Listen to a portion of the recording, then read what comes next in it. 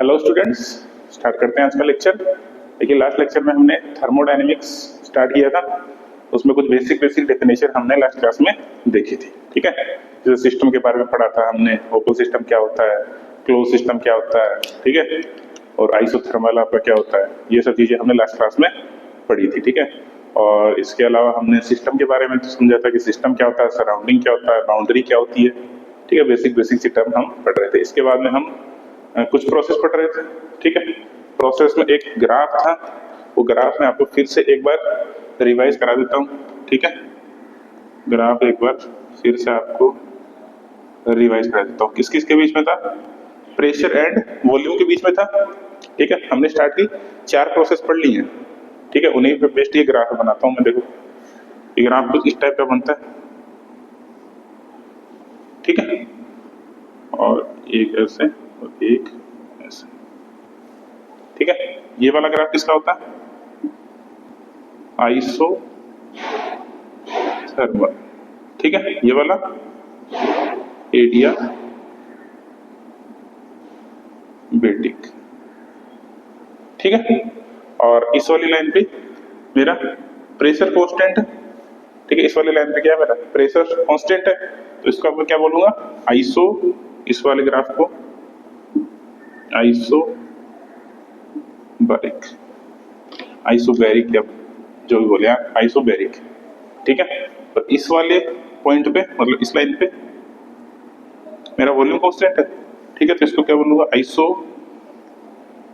कोहरिक, isochoric. ठीक है, general चीजें हैं, आपको ये चीज पता होनी चाहिए। ठीक है, isothermal, adiabatic, isobaric and iso कोहरिक।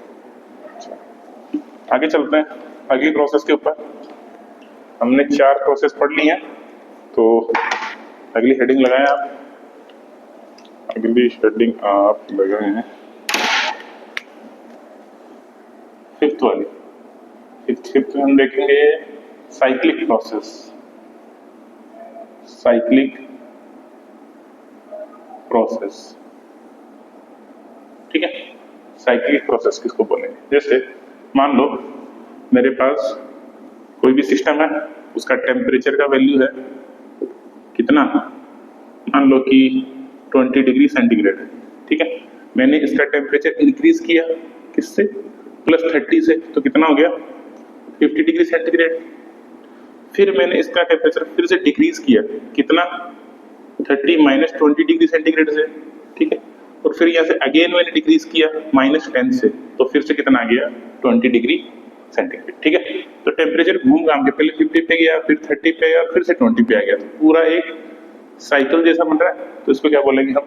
Cyclic process. कि मेरा स्टार्ट पॉइंट ही उसका एंड पॉइंट हो। ठीक है, स्टार्ट पॉइंट ही उसका एंड पॉइंट हो, उसको हम क्या बोलेंगे? Cyclic process. उसको क्या बोलेंगे हम? Cyclic process. ठीक है, तो इसमें हम 2 चीज देख सकते हैं साइक्लिक प्रोसेस में। एक तो जो मेरी इंटरनल एनर्जी है, इंटरनल एनर्जी। ठीक है, D E, change in internal energy कितना होगा? 0।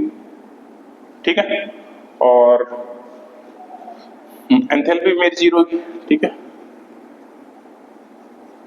एंथैल्पी भी क्या होगी? मतलब चेंज इन एंथैल्पी, सॉरी इसको डी यू लिखो, इंटरनल एनर्जी, इसको डी 0।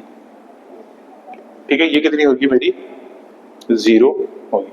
इसको डी यू लिखते हैं या कई बार डी एच भी लिख सकते हैं। सॉरी, एंथैल्पी को डी एच से डिनोट करेंगे, एंथैल्पी को करेंगे हम डी एच से। सॉरी, डी एच से।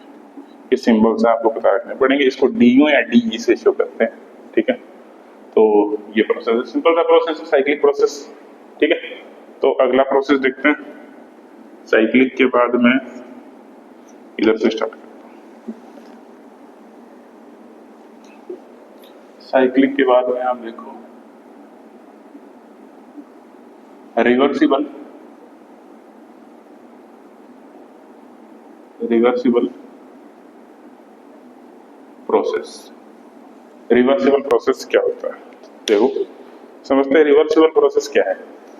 देखो रिवर्सिबल प्रोसेस ऐसा प्रोसेस है जिस प्रोसेस को कंप्लीट होने में, ठीक है, रिवर्सिबल प्रोसेस ऐसा प्रोसेस है जिस प्रोसेस को कंप्लीट होने में almost infinite number of step लगे, ठीक है, ऐसा प्रोसेस जिसको कंप्लीट होने में almost infinite number of step लगे, ठीक है। क्या मतलब इस बात का देखते हैं। मान लेते हैं, देखो मैं आपको समझाने का ट्राई करता हूं, अगर मान लो गलती से मैं आपको समझा भी दिया तो वो फिर इरिवर्सिबल हो जाएगा। रिवर्सिबल की बात यही है कि उसमें इनफाइनाइट नंबर ऑफ स्टेप लगने चाहिए, ठीक है। तो जैसे जैसे मान लो कि मेरे पास ये एक पिस्टन है, ठीक है, इसमें सॉरी ये एक मतलब चैम्बर जैसा है और इसमें यहाँ एक पिस्टन है, ठीक है, ये स्टैटिक पोजीशन है, ठीक है, यहाँ लिख दो पोजीशन 1। और फाइनल मुझे कहाँ तक पहुंचाना है इस पिस्टन को धकेलते हुए, यहां तक पहुंचाना। ये क्या हो जाएगी मेरी पोजीशन 2 मान लो उसको, ठीक है। ऊपर से मुझे इसके ऊपर फोर्स लगाना है, अब कैसे लगाना है वो देखते हैं। मुझे पोजीशन 1 से लेके 2 तक पहुंचाना है थ्रू रिवर्सिबल प्रोसेस, ठीक है। तो कैसे पहुंचाएंगे, और मैंने एक बात आपको बोली भी है, इसमें कितने स्टेप लगते हैं, almost infinite number of step, ठीक है, ऑलमोस्ट इसमें इनफाइनाइट नंबर ऑफ स्टेप लगने चाहिए। तो कैसे लगेंगे, देखो इसके ऊपर मैं मान लो आयरन ले लेता हूं, आयरन का एक पार्टिकल डालता हूं, ओनली एक आयरन, एक Fe इसके ऊपर डालता हूं, तो मैंने इसके ऊपर कुछ फोर्स लगाया होगा, मतलब उसके ऊपर मैंने पार्टिकल डाला तो कुछ वेट इसके ऊपर आया इसके ऊपर कुछ वेट आया तो थोड़ा सा नीचे किसका होगा, ओनली एक आयरन पार्टिकल की वजह से, ठीक है। लेकिन कितना आया होगा, बहुत ही माइनर आया होगा, उसको नेग्लेक्ट कर सकते हैं, ठीक है। मैं एक और डाल देता हूं, चलो भाई एक और डाल दिया, फिर एक और डाल देता हूं, फिर एक और डाल देता हूं, फिर एक और ऐसे और पार्टिकल मैं इसके ऊपर डालता जाता हूं। तो हर एक पार्टिकल के रेस्पेक्ट में इस पिस्टन में कुछ मूवमेंट हो रहा होगा, ठीक है। लेकिन मान लो भाई इसको यहां से यहां तक लाने में डिस्टेंस बहुत ज्यादा है, ठीक है, पता नहीं मुझे 1 किलो या 2 किलो, मान लो 5 किलो आयरन चाहिए, ठीक है। 5 किलो आयरन में कितने पार्टिकल हो गए पता है, बहुत ज्यादा हो गया, ऑलमोस्ट मान लेते हैं इनफाइनाइट नंबर ऑफ पार्टिकल्स हैं। तो इसको यहाँ तक इसको यहाँ से यहाँ लाने में मुझे इनफाइनाइट नंबर ऑफ पार्टिकल्स डालने पड़ेंगे। तो मैं कह सकता हूँ यहाँ से यहाँ तक लाने में, अगर रिवर्सिबल प्रोसेस के थ्रू लाना है तो एक एक पार्टिकल डालते जाओ, यहाँ से यहाँ तक जब आ जाएगा तो ये रिवर्सिबल प्रोसेस के अंडर आएगा। कई बात समझ में, रिवर्सिबल प्रोसेस क्या होता है, यहां से मुझे पोजीशन 1 से पोजीशन 2 पे लाना है, ठीक है। कैसे लाना है, एक एक पार्टिकल डाल के, तो बहुत स्लो प्रोसेस है, इनफाइनाइट नंबर ऑफ स्टेप लग सकते हैं ऑलमोस्ट। तो इस प्रोसेस को मैं क्या बोलूंगा, रिवर्सिबल प्रोसेस, ठीक है। अब इस प्रोसेस के कुछ टर्म्स हैं वो आप देखें। जो रिवर्सिबल प्रोसेस होती है, ठीक है, जो मेरी रिवर्सिबल प्रोसेस होती है उसको मैं किसी भी मोमेंट पे रिवर्स कर सकता हूं, ठीक है, can be reverse at any point. इस प्रोसेस को मैं किसी भी पॉइंट पे रिवर्स कर सकता हूं। मान लो ये यहां तक आया हुआ, ठीक है, डालते डालते यहां, अब मैं चाहता हूं कि मुझे इस प्रोसेस को रोकना है, तो क्या करूंगा, मैं पार्टिकल डालना बंद कर दूंगा, तो एक एक पार्टिकल फिर से उठाना शुरू कर दूंगा, ठीक है। अगर मुझे वापस ऊपर लेके जाना है तो तब की बात, ठीक है। तो इसको किसी भी मोमेंट पे रोका जा सकता है, ठीक है। रिवर्सिबल जो प्रोसेस है इसको मैं किसी भी मोमेंट पे रोक सकता हूं, ठीक है, सही बात है। और इसमें एक क्वालिटी और लिख लो, system is in equilibrium state at any point, ठीक है। जो मेरा सिस्टम है वो हर एक स्टेट में इक्विलिब्रियम पॉइंट पे रहेगा, ठीक है। मान लो मैंने एक पार्टिकल डाला तो नीचे आया, फिर रुक गया, ठीक है, इक्विलिब्रियम में आ गया। फिर मैंने दूसरा डाला, फिर से वो थोड़ा नीचे आया, इक्विलिब्रियम में आ गया। फिर तीसरा डाला, नीचे आया, इक्विलिब्रियम में आ गया, ठीक है। इस टाइप से हर मेरा एक पॉइंट, हर एक स्टेट बोल दो वो इक्विलिब्रियम स्टेट में रहता है, ठीक है। ये इसकी कुछ क्वालिटीज है, ठीक है। तो ये है आपका रिवर्सिबल प्रोसेस, ठीक है। किसी भी मोमेंट पे इसको रिवर्स किया जा सकता है। ओके, चलो अब देखते हैं इरिवर्सिबल प्रोसेस। जनरली आपका इरिवर्सिबल प्रोसेस ही आपके यूज में आएगा, रिवर्सिबल प्रोसेस यूज में नहीं आएगा चैप्टर में। अगर आएगा तो भी कोई दिक्कत नहीं है, कर लेंगे। कैसे कर लेंगे देखते हैं, वो भी देखते हैं। मेरा सेवंथ क्या होगा?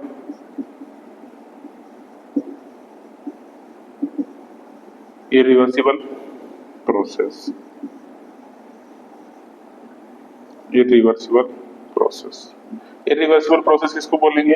देखो सिंपल है, रिवर्सिबल का उल्टा होना चाहिए, मतलब ऐसी प्रोसेस जिसको रिवर्स नहीं किया जा सके, ठीक है। ऐसी प्रोसेस जिसको रिवर्स नहीं किया जा सके। जैसे मान लो मेरे पास एक ये पिस्टन है, ठीक है, इसको मुझे यहां से यहां तक पहुंचाना है, ठीक है। तो क्या करूंगा, इसके ऊपर एक मास रख दूंगा, सपोज 1 kg, अज्यूम कर ले तो 1 kg रखूंगा तो यहां से यहां तक पहुंच जाता है, ठीक है। तो मैं क्या करूंगा, 1 kg का ब्लॉक पकड़ूंगा, इसके ऊपर रखूंगा, छोड़ दूंगा तो झटके से यहाँ से यहाँ पे आ जाएगा, यहाँ से यहाँ पे आ जाएगा एक ही स्टेप के अंदर, ठीक है। यहाँ से यहाँ आ जाएगा in only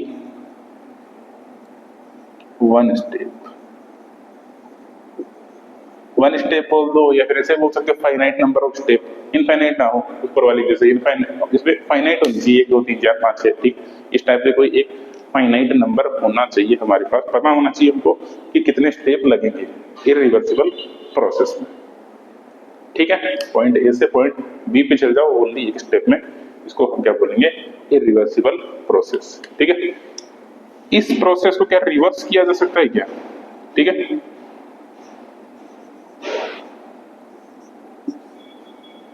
can't be reversed, ठीक है। इस प्रोसेस को हम रिवर्स नहीं कर सकते। हमने एक बार एक्शन ले लिया तो ले लिया। जैसे एक और एग्जांपल देता हूँ, ठीक है। मेरे पास बैलून है, ठीक है, एक बैलून है मेरे पास, उसमें से मुझे हवा को बाहर निकालना, भरा हुआ हवा से भरा हुआ बैलून है। तो मैं क्या कर सकता हूँ, उसका जो आगे का नोजल, आगे का मुंह, उसको खोल दूंगा, तो धीरे धीरे धीरे धीरे धीरे मेरी सारी हवा बाहर निकल जाएगी, ठीक है, नॉर्मल कंडीशन। तो वो किसका एग्जाम्पल हुआ, रिवर्सिबल का। क्यों? क्योंकि मैं जो हवा निकलने का प्रोसेस है उसको किसी भी मोमेंट पे रोक सकता हूँ, ठीक है। उसका नोजल बंद कर दूंगा तो रुक जाएगा। लेकिन अगर जो मेरा हवा भरा हुआ बैलून है उसको एक मैं पिन की हेल्प से फोड़ दूं, ठीक है, पिन लगाऊं और फूट जाएगा बैलून, तो वो प्रोसेस कौन सा होगा मेरा, इरिवर्सिबल प्रोसेस। क्योंकि उस प्रोसेस में मैं उसको रोक नहीं सकता। मैंने एक बार पिन लगा दिया, फूट गया तो बलून, तो फिर हवा बाहर आके ही रुकने वाली है, बीच में नहीं रुकने वाला, ठीक है। तो उस प्रोसेस को मैं क्या बोलूंगा, इरिवर्सिबल प्रोसेस, ठीक है। तो इसमें आप लिख सकते हो एक और चीज कि generally all natural process are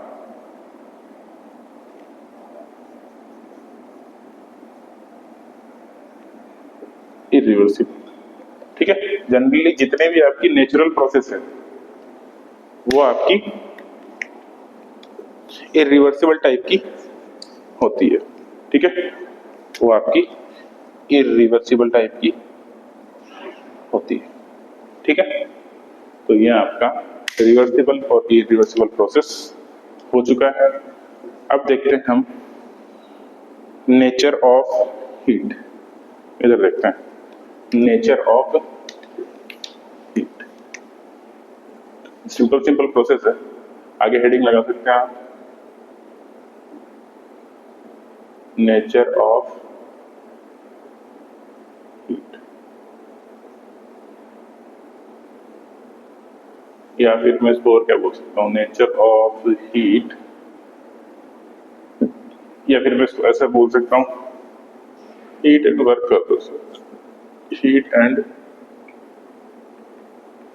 work, nature of heat and work. तो इसमें हम पहले देखते हैं हीट, हीट या फिर पहले वर्क देख लेते छोटा सा, वर्क, ठीक है। नेचर ऑफ वर्क, देखो वर्क होता क्या है,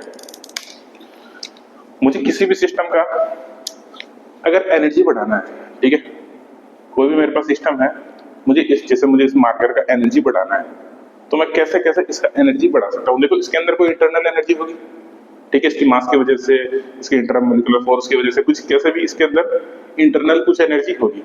मुझे इसकी एनर्जी को इंक्रीज करना है, तो मैं इसके ऊपर दो ऑपरेशन कर सकता हूँ। कौन कौन से ऑपरेशन?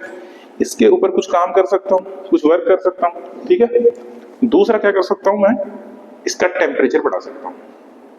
दो इसके ऊपर मैं काम कर सकता हूँ, या तो इसके ऊपर कुछ काम, दो ऑपरेशन कर सकता हूँ, या तो कुछ काम करूँ इसके ऊपर, कुछ वर्क करूँ, या फिर इसका टेम्परेचर मैं बढ़ा दूँ, ठीक है। दो टाइप की चीजें। तो देखते हैं सबसे पहले nature of work. Nature of work क्या है? अगर मैं, जैसे आप पहले तो ये बताओ कि जो वर्क होता है मेरा, ये क्या होता है? एक पाथ फंक्शन या स्टेट फंक्शन? ये होता है एक पाथ फंक्शन, पाथ फंक्शन, ठीक है। ये पाथ के ऊपर डिपेंड करेगा और इसका फॉर्मूला निकल के आता है, ठीक है। फॉर्मूला निकल के आता है इसका, work equal to minus P external into delta V into delta, ठीक है। ये फॉर्मूला निकल के आता है, ठीक है। वर्क क्या है, और जो मेरा वर्क क्या है, एक पाथ फंक्शन, इसका फॉर्मूला ये होगा, और वॉल्यूम ये क्या है, डेल्टा वी। पाथ फंक्शन है स्टेट फंक्शन, ये है मेरा स्टेट फंक्शन, ठीक है। ये क्या है मेरा स्टेट फंक्शन। आगे बात समझिए, वर्क यूज क्या आता है, ठीक है। किसी भी सिस्टम की एनर्जी को बढ़ाने के लिए मेरा वर्क यूज आता है। मैंने नेगेटिव साइन क्यों लगाया यहाँ पे? क्योंकि मान लो ये पिस्टन है, इसके अंदर कुछ गैसेस होगी, मुझे इसको प्रेस करना है, ठीक है। तो भाई ये अंदर से भी कुछ फोर्स लगा रहा होगा ऊपर की तरफ, तो इस फोर्स के अगेंस्ट मुझे काम करना है, ठीक है। इस फोर्स के अगेंस्ट मुझे काम करना है, इसलिए मेरा जो वर्क का साइन है यहाँ पे मैंने नेगेटिव यूज किया है, कि जिस तरफ फोर्स लग रहा है गैसेस है, मुझे उसके अपोजिट डायरेक्शन में वर्क करना है, तो वहां इसीलिए मैंने यहाँ पे जो क्या बोलते हैं कि वर्क का यहाँ पे नेगेटिव साइन लिया, ठीक है। चलो, तो ये हो गया मेरा वर्क। अब देखते हैं, ये तो हो ही गया। नेचर ऑफ हीट देख ले।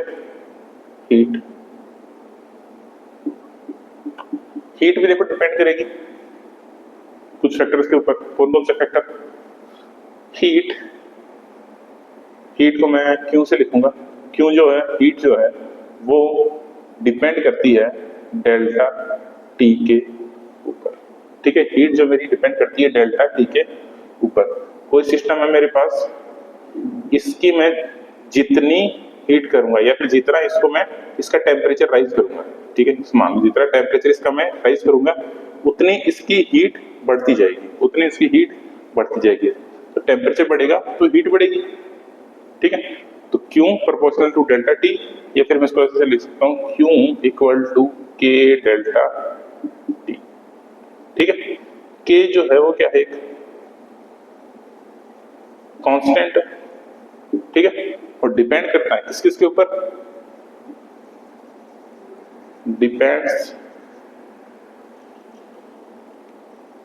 Depends on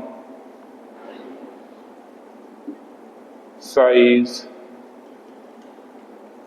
nature of gas,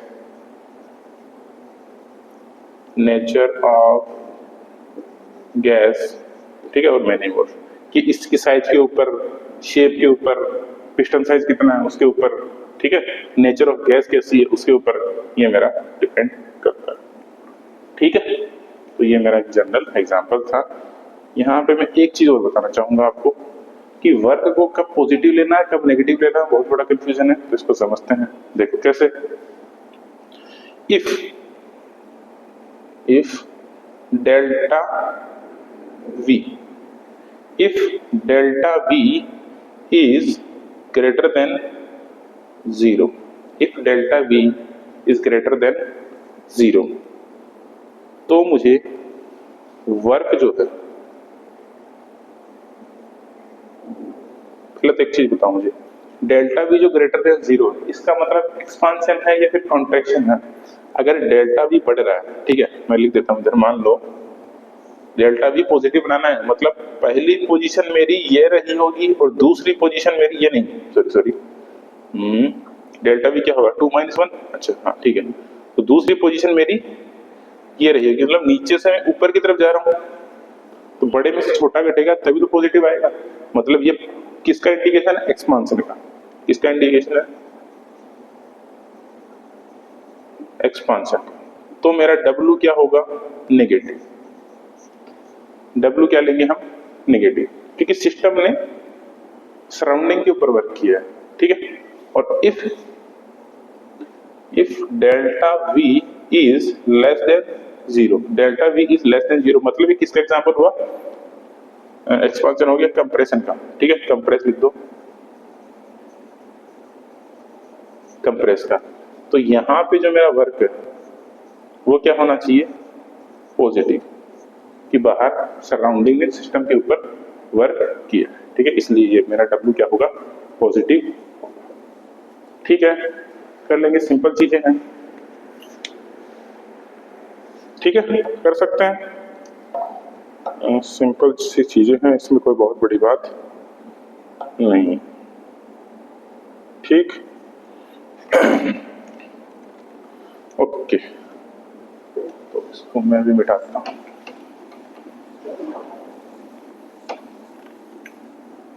अब पढ़ेंगे हम वर्क के बारे में, कुछ और डिटेल में पढ़ेंगे थोड़ा बहुत कि वर्क डन कैसे निकालते हैं। हम बातें तो कर ली है कि पॉजिटिव लेना है, नेगेटिव लेना है, लेकिन कैलकुलेट कैसे करेंगे ये सब चीजें भी देखते हैं।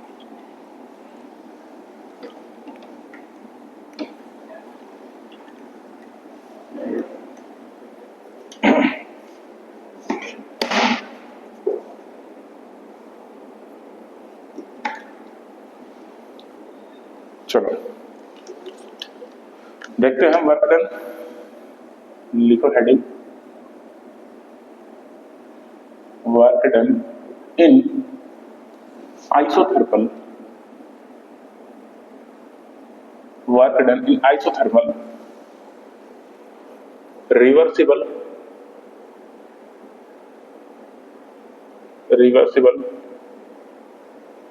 प्रोसेस, ठीक है, work done in isothermal reversible process. कैसे निकालेंगे? देखो, रिवर्सिबल प्रोसेस बताना कौन सी वाली? इनफाइनाइट नंबर ऑफ स्टेप वाली, इनफाइनाइट नंबर ऑफ स्टेप वाली रिएक्शन। तो डायग्राम बनाता हूं पहले। मान लेते हैं कि ये एक मेरा सिस्टम है, ठीक है, पहले पिस्टन मेरा कुछ यहाँ था, फाइनल मुझे इसको यहाँ तक पहुंचाना है, ठीक है, इसको मैं बोल देता हूँ V2 बोल देता हूँ, इसको बोल देता हूँ V1, ठीक है, ये नीचे वाला वॉल्यूम V2 है, पूरा वॉल्यूम V1, ठीक। ऊपर से मुझे इसको फोर्स लगाना पड़ेगा, जैसे भी करना है, ठीक है। और मान लेते हैं कि पहला जो पार्टिकल डालूंगा, इसके ऊपर पहला पार्टिकल डालूंगा तो ये हल्का सा मूव करेगा। मान लेते हैं कि इतना सा मूव किया, बहुत कम है वैसे, देखने में बड़ा दिखा लेकिन बहुत कम है। ये क्या है मेरा? डेल्टा, ठीक है। ऊपर से क्या लग रहा होगा मेरा? P एक्सटर्नल, ठीक है, बाहरी प्रेशर जो भी है वो लग रहा होगा, ठीक है। तो बताओ वर्क कैसे निकलता है? वर्क कैसे निकालते हैं? अगर डेल्टा V का डिफरेंस है तो W equal to minus P external into delta V, ठीक है। तो लिखो इधर, वर्क किसके लिए? रिवर्सिबल के लिए। ये क्या होगा? देखो, पहला पार्टिकल डालूंगा तो इतना सा हिलेगा, फिर दूसरा पार्टिकल डालू तो और डेल्टा वी आएगा, फिर तीसरा तो और डेल्टा वी, चलता जाएगा डेल्टा वी, मतलब माइनस P डेल्टा वी। ये तो किसका वर्क डन आया?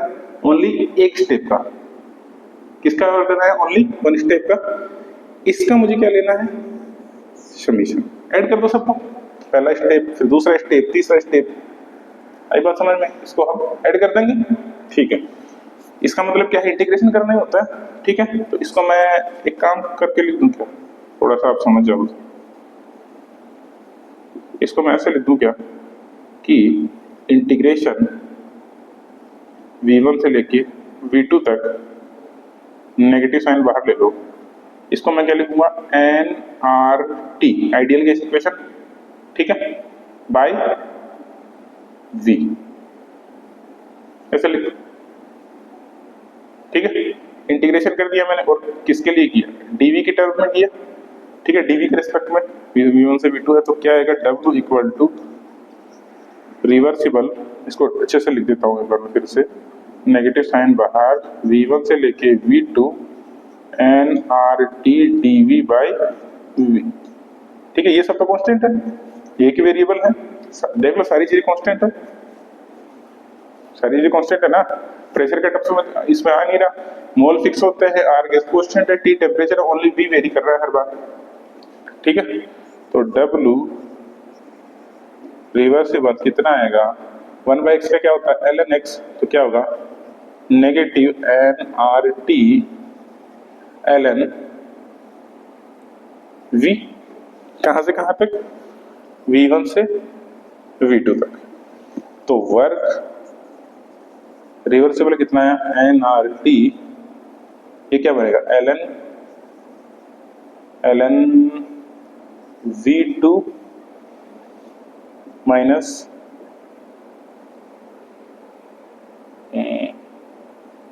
1/x से क्या होगा? ln x होगा क्या?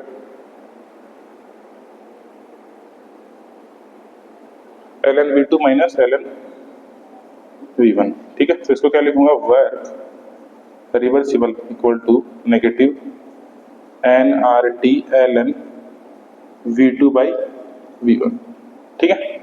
N R T ln v2 by v1, ये इसका आ गया वर्क, ठीक है।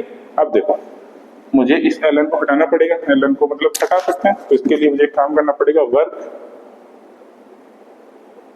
रिवर्सिबल इक्वल टू ln को हटा के क्या आएगा? Minus 2.303 n R T ln ln नहीं, अब आएगा log v2 बाई v1, ठीक है। आइडियल गैस इक्वेशन क्या होती है? PV equal to n R T.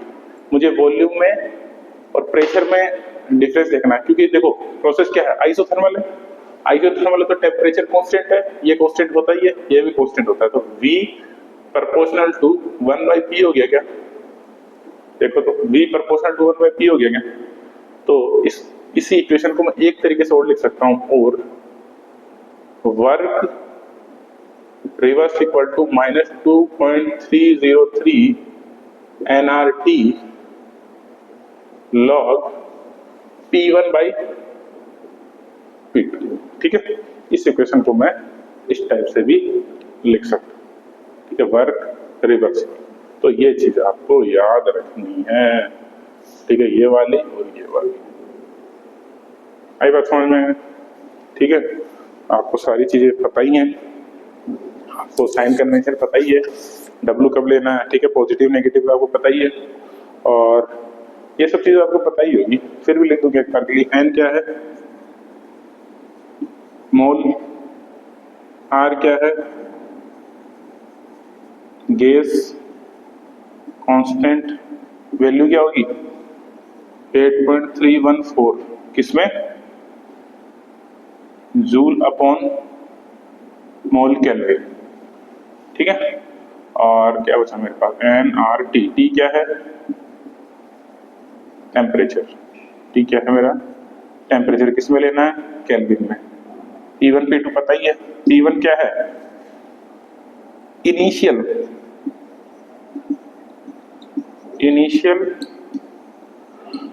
Pressure. P2 क्या है? फाइनल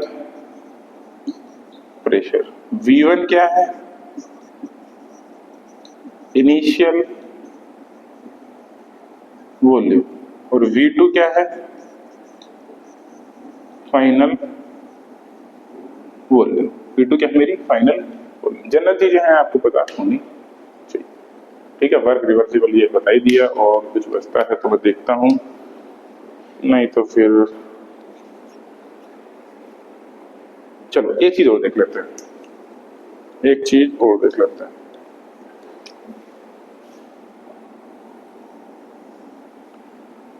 मेरे को बताइए क्या work done in free expansion कितना होना चाहिए, work done in free expansion कितना होना चाहिए, थोड़ा सा सोचो और आंसर दो। फ्री एक्सपांशन है, ऊपर से कोई प्रेशर नहीं लग रहा, प्रेशर 0 है, ठीक है। मतलब पहले मैं यहां था, फिर यहां से यहां पहुंच गया बिना कुछ काम किए, ठीक है। तो वर्क क्या होता है, -P external into delta V। Delta V का वैल्यू कुछ है इतना, लेकिन P का वैल्यू कितना है, 0। तो वर्क कितना होगा, work done in free expansion के बाहर से मैं कोई फोर्स नहीं लगा रहा हूँ, फिर भी एक्सपांशन हो रहा है, तो वहां पे मेरा वर्क डन कितना होगा, 0 होगा, ठीक है। वर्क डन कितना होगा, 0 होगा। एक और टर्म देखते हैं, मैक्सिमम वर्क।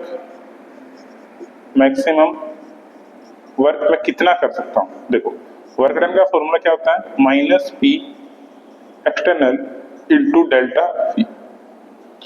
डेल्टा V वाला जो टर्म है ये तो एक फिक्स टर्म है, डेल्टा V तो डेल्टा V है, इसमें मैं कोई चेंजेस नहीं कर सकता, ठीक है।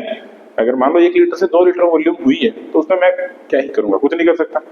मैं कर सकता हूं प्रेशर के अंदर वर्क मैक्सिमम करना है, तो प्रेशर एक्सटर्नल का वैल्यू मैक्सिमम करना पड़ेगा, ठीक है। तो मुझे प्रेशर एक्सटर्नल का वैल्यू मैक्सिमम करना पड़ेगा, लेकिन अगर प्रेशर एक्सटर्नल का वैल्यू मैक्सिमम कर दिया मान लो, तो मेरा जो सिस्टम है वो कंप्रेस होने लगेगा। लेकिन मैं बात करता हूं एक्सपांशन की, for expansion, for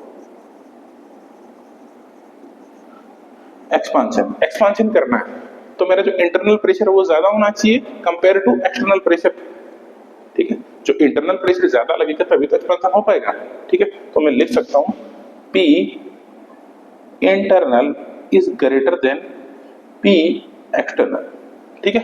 P external का वैल्यू बहुत कम होना चाहिए, जितना कम होगा उतना एक्सपांशन हो पाएगा, ठीक है। जितना कम होगा उतना एक्सपांशन हो जाएगा। और P एक्सटर्नल का वैल्यू अगर वेरी